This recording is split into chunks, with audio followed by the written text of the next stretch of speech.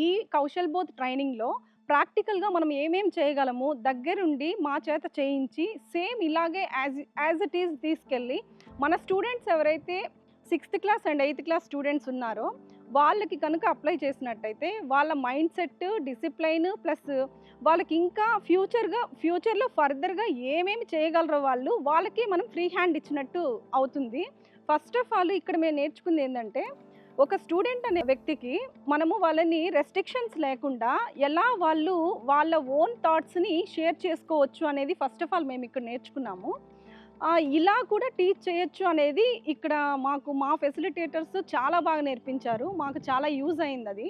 ఇప్పటిదాకా ఇలా ఒక డిసిప్లైను కొన్ని మెథడ్స్‌లో చాలా కొత్తగా పిల్లలకి ఎక్సైట్‌మెంట్ ఉండే విధంగా, వాళ్ళకి లేని ఇంట్రెస్ట్ గూడా వచ్చి ఈ యాక్టివిటీ చేయొచ్చు అనే విధంగా మాకిక్కడ చాలా బాగా ట్రైనింగ్ ఇచ్చారు.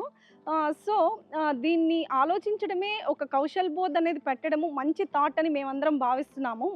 మా ట్రైనర్స్ తరపు నుంచి.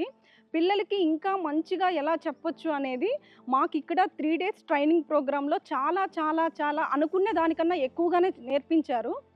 Thank you SSA department team